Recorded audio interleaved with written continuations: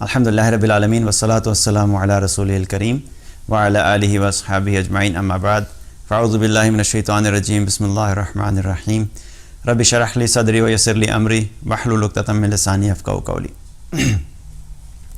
عبداللہ ابن زبیر رضی اللہ عنہ کے بارے میں بات کریں گے۔ عبداللہ ابن زبیر کے بارے میں اگر دیکھا جائے تو ان کا نسب جو ہے بڑا خوبصورت تھا۔ نسب سے مراد کہ جس فیملی جو ان کی فیملی چین بنتی ہے وہ بڑی خوبصورت، بڑی زبردست تھی۔ کون تھے؟ والد کون تھے ان کے؟ زبیر ابن عوام۔ زبیر ابن عوام کون ہیں؟ جو عشرہ مبشرہ میں سے ہیں۔ اور زبیر ابن عوام جو تھے رسول اللہ صلی اللہ علیہ وسلم کے پھوپھی زاد بھائی تھے، اس اعتبار سے آپ صلی اللہ علیہ وسلم کے کزن ہوئے، تو یہ بھی ایک کنیکشن۔ پھر ان کی جو والدہ تھیں ان کا نام تھا اسماء بنت ابی بکر۔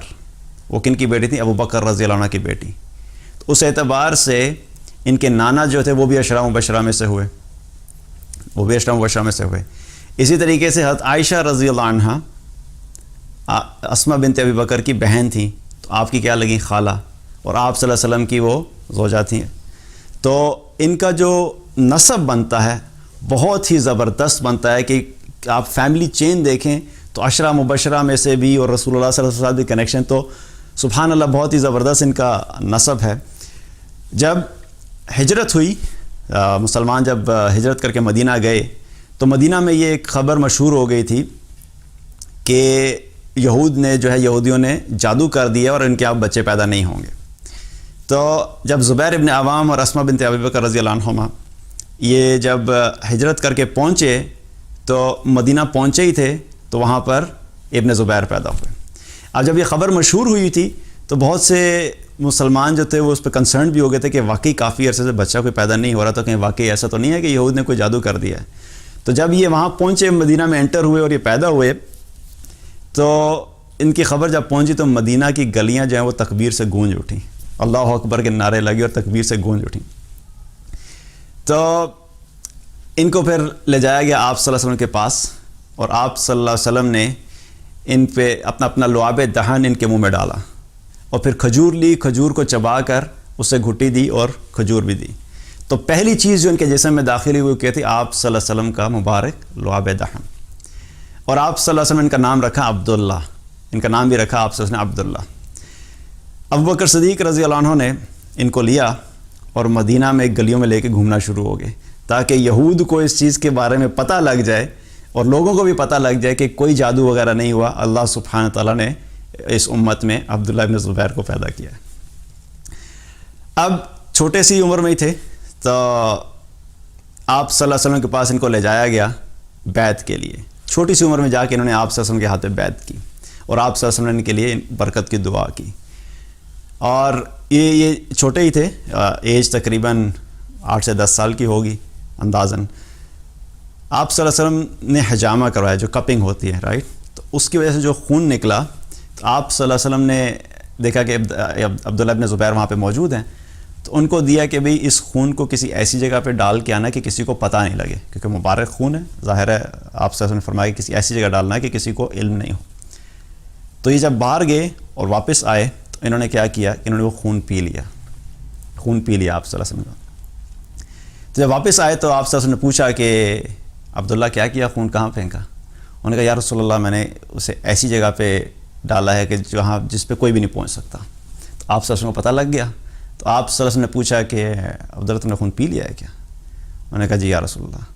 انہوں نے کہا کہ انہوں نے کہا ایسا کیوں کیا؟ انہوں نے کہا میں نے اس لیے کیا ہے کہ اس کے ذریعے سے اللہ تعالیٰ میرے علم اور ایمان میں اضافہ کرے، اور ویسے بھی میرا جسم اس چیز کا زیادہ حقدار تھا کہ آپ کا خون زمین کے پاس جاتا، میرا جسم زیادہ حقدار تھا کہ یہ بات میرے جسم میں چلا جائے۔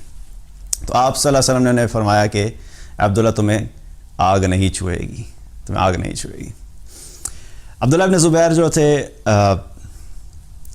پڑھے ہوئے، اور آپ سوچیں کہ اس خاندان میں تربیت حاصل کی، اور اتنے زبردست بیلنسڈ صحابی تھے کہ جب وہ دنیا کے کام میں مشغول ہوتے تھے تو لوگ دیکھ کر کہتے تھے کہ یہ ایسا شخص ہے اس کو شاید آخرت سے کوئی لینا دینا ہی نہیں ہے۔ پوری ڈٹرمینیشن سے، پورے فوکس سے، کنسنٹریشن سے، ذمہ داری سے دنیا کا کام کیا کرتے تھے، اور اتنا ڈٹرمینیشن کرتے لوگ کہتے تھے کہ ان کو لگتا ہے کہ آخرت کی کوئی فکر نہیں۔ اور جب عبادت میں مصروف ہوتے تھے تو لوگ ان کو دیکھ کے کہتے تھے کہ اس شخص کو دنیا سے کوئی لینا دینا ہی نہیں ہے۔ نماز میں جب کھڑے ہوتے تھے، نماز میں کھڑے تو رات کو کیا کرتے تھے کہ ایک رات جب نماز کے لیے کھڑے ہوتے تھے تو پوری رات قیام میں گزار دی، پوری رات قیام میں گزار دی، پھر اگلی رات آئی، اگلی رات رکوع میں گزار دی، پھر اگلی رات آئی، اگلی رات سجدے میں گزار دی۔ ایک مرتبہ گھر میں نماز پڑھ رہے تھے اور نماز خشوع اور خضوع سے پڑھتے تھے، تو حرم میں بھی جب باہر بھی کہیں پہ مسجد میں جب نماز پڑھا کرتے تھے تو ایسے بالکل سٹل ہوتے تھے کہ جیسے لگتا تھا کہ کوئی لکڑی گڑھی ہوئی ہے۔ ہم تو اکثر نماز پڑھتے ہوئے جو ہے نا وہ ہل رہے ہوتے ہیں نا، اکثر آپ مسجد میں بھی دیکھا وہ لوگ یوں پورا ہل رہے ہوتے ہیں نا۔ سو نماز میں غیر ضروری حرکت تو ویسے بھی نہیں کرنی چاہیے، لیکن کیا تھے کہ وہ بالکل سٹل ہوتے تھے اور ایسے لگتا تھا کہ لکڑی گڑھی ہوئی ہے، اور سجدے میں جب جاتے تھے تو اتنے سٹل ہوتے تھے، اتنی دیر سجدہ کرتے تھے کہ پرندے آ کے آپ کے اوپر بیٹھ جایا کرتے تھے۔ تو ایک دفعہ گھر میں نماز پڑھ رہے تھے تو گھر میں سانپ آ گیا۔ ان کا بیٹا چھوٹا تھا، تو سانپ جب گھر میں آیا تو وہ بیٹے کے بالکل قریب آ گیا، تو گھر میں شور و غل پڑ گیا۔ ظاہر ہے سانپ گھر میں نکل آئے تو ایک دم سے شور پڑ گیا۔ بہرحال یہ نماز میں مصروف تھے، نماز پڑھتے رہے۔ گھر میں جو لوگ موجود تھے انہوں نے کسی طریقے سے سانپ کو مارا، بچت ہوگی، بچہ بھی بچ گیا۔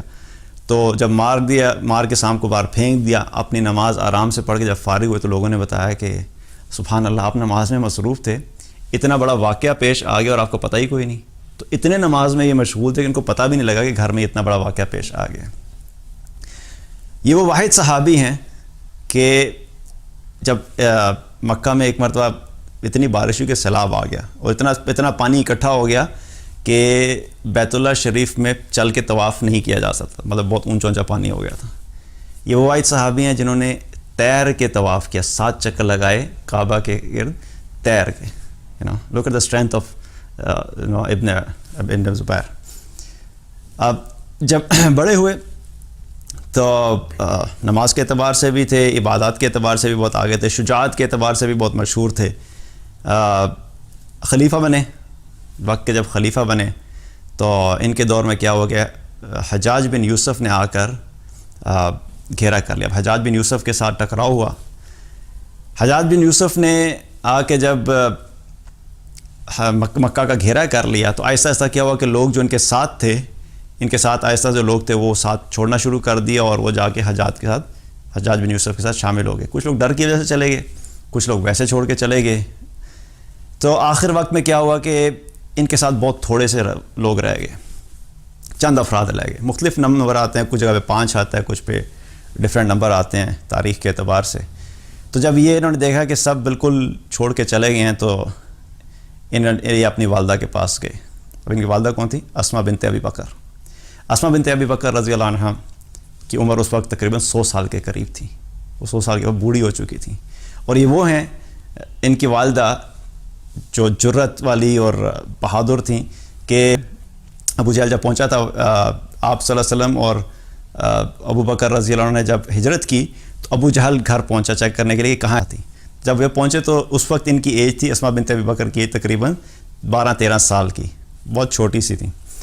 تو دروازہ جب کھولا تو انہوں نے کہا مجھے نہیں پتا کہ کہاں چلے گئے۔ تو ابو جہل نے تھپڑ مار دیا انہیں۔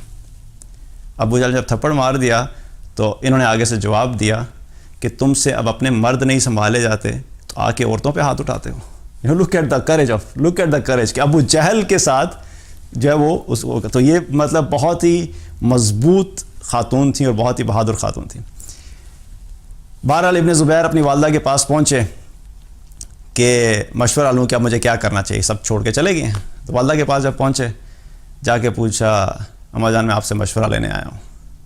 انہوں نے کہا کہ یہ سچویشن ہے، میرے تمام ساتھی مجھے چھوڑ کے چلے گئے ہیں، چند ساتھی میرے ساتھ رہ گئے ہیں، تو مجھے کیا کرنا چاہیے؟ تو والدہ نے کہا کہ تم اس بارے میں مجھ سے زیادہ بہتر جانتے ہو، جیسے بھی تم کرو، لیکن ایک چیز ہے کہ اگر تم حق پہ تھے اور تم سمجھتے ہو کہ تم حق پہ ہو تو میں تمہیں مشورہ دوں گی، تم قائم رہو اپنے حق پہ ہو تو ڈٹے رہو، اور اگر تم نے یہ سب کچھ دنیا حاصل کرنے کے لیے کیا تھا تو میں یہ کہوں کہ تم نے اپنے آپ کو بھی ہلاکت میں ڈالا اور اپنے ساتھیوں کو بھی ہلاکت میں ڈالا۔ تو انہوں نے فرمایا کہ اماں جان نہیں، میں نے دنیا کے لیے نہیں کیا تھا، میں نے دین کی خاطر اور حق کی خاطر ہی سب کیا ہے۔ اور پھر انہوں نے کہا کہ اگر حق پہ تھے، اور پھر جب انہوں نے کہا نا کہ مجھے بہت سے لوگ چھوڑ کے چلے گئے، تو انہوں نے کہا کہ جو لوگ حق پہ ہوتے ہیں اور جو ایمان والے ہوتے ہیں وہ پھر اس طرح کی چیزوں کی شکایت نہیں کرتے کہ مجھے لوگ چھوڑ کے چلے گئے. اگر تم حق پہ تھے پھر تمہیں شکایت نہیں کرنی چاہیے کہ تمہیں لوگ چھوڑ کے چلے گئے. پھر یہ جب بات ہوئی تو ان کی والدہ نے اپنی والدہ سے کہنے لگے کہ مجھے اصل میں اس چیز کا، کیونکہ اصل سچویشن یہ ہو چکی تھی کہ حجاج بن یوسف نے کہا تھا کہ آ کے اپنے آپ کو مطلب سرنڈر کر دو اور اپنے آپ کو ہمارے حوالے کر دو. تو اس بارے میں مشورہ لینے گئے تھے. تو والدہ سے کہا کہ مجھے اس چیز کا ڈر ہے کہ اگر میں اپنے آپ کو ان کے حوالے کر دوں گا تو یہ مجھے قتل کرنے کے بعد میرے جسم کو مسلح کریں گے، یعنی میرے جسم کو نوچیں گے اور اس کو ٹارچر کریں گے. ٹھیک ہے. تو ان کی والدہ نے کہا کہ بیٹا ایک بات یاد رکھو، جب بکری کو ذبح کر دیا جاتا ہے اور اس کے اوپر سے کھال اتاری جاتی ہے تو اس وقت بکری کو کوئی محسوس نہیں ہوتا. اگر تم شہید ہو گئے تو اس کے بعد تمہارے ساتھ جو کچھ بھی کریں اس سے کوئی فرق نہیں پڑے گا. جب یہ سنا تو آگے بڑھے اور اپنی والدہ کے سر کا بوسہ لیا اور کہنے لگے کہ اماں جان میں بھی یہی چاہتا تھا، لیکن آپ کی بات سن کے میرے دل کو تسلی ہوگی. اب مجھے کوئی فکر نہیں ہے کہ میں کیا کرنے جا رہا ہوں. جب یہ کہہ کے واپس مڑنے لگے تو والدہ نے آخری مرتبہ اپنے بیٹے کو سینے سے لگایا ہے. اب 100 سال والدہ کی ایج ہے اور والدہ کو پتہ ہے کہ اب جب جائے گا تو پتہ نہیں واپس نہیں آئے گا. سینے سے لگایا. جب سینے سے لگایا تو کیا کہتے ہیں، انہوں نے زرہ پہنی ہوئی تھی. تو اپنے بیٹے کو کہتے ہیں کہ یہ ذرا کیوں پہنی ہوئی ہے تم نے؟ تو کہنے لگے کہ اماں جان اپنے اطمینان کے لیے پہنی ہوئی ہے.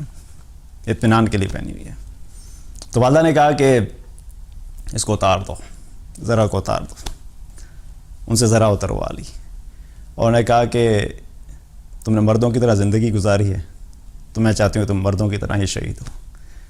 تو خیر ذرا اتاری اور وہ فوج کے مقابلے میں لشکر میں چلے گئے اور شیروں کی طرح لڑتے لڑتے وہاں پہ شہادت حاصل ہوئی. تو جب شہید ہو گئے تو وہاں سے عبداللہ ابن عمر رضی اللہ عنہ اس وقت موجود تھے.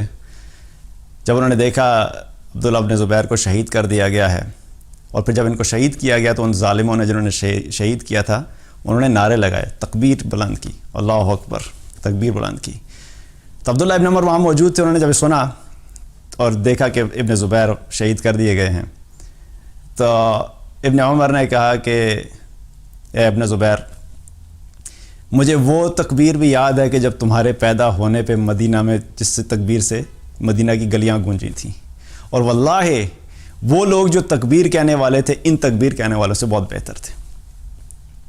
تو اس طریقے سے ابن زبیر رضی اللہ عنہ شہید ہوئے اور اسلام کی خاطر انہوں نے مستقل قربانیاں دیں اور اپنی زندگی جو ہے اللہ اور اللہ کے رسول صلی اللہ علیہ وسلم کے اطاعت میں گزاری. تو ہمارے لیے ایک تو ہسٹری پوائنٹ آف ویو سے یہ ہمیں پتہ ہونا چاہیے، ہماری بہت ہی رچ ہسٹری ہے. کچھ ہماری ہسٹری کے سیڈ انسیڈنٹس ہیں، لیکن اس کے باوجود سبق حاصل کرنے کے لیے اور ہمیں اپنے اسپیشلی نوجوانوں کے پوائنٹ آف ویو سے ہمیں اپنے آئیڈیلز کو جو ہے نا وہ ٹھیک کرنے کے. یہ لوگ ہمارے آئیڈیلز ہیں، انہوں نے اطاعت کے اندر اللہ اور اللہ کے رسول صلی اللہ علیہ وسلم کے اطاعت کے اندر زندگیاں گزاریں، اپنی عبادت میں بھی زندگیاں گزاریں، دنیا بھی کمائی، دین کے لیے بھی محنت کی، آخرت کے لیے بھی محنت کی، اور حقیقت میں یہ اللہ اور اللہ کے رسول صلی اللہ علیہ وسلم کی اطاعت اور اللہ کے دین کی خاطر ان لوگوں نے قربانیاں دیں. تو ہمیں اپنی زندگیاں جو ہے ان کی زندگیوں سے ہمیں میسیجز اور ان کی زندگیوں سے ہمیں سبق حاصل کرنا چاہیے تاکہ ہم بھی جو ہے اللہ اور اللہ کے رسول صلی اللہ علیہ وسلم کی اطاعت والی زندگی بسر کریں.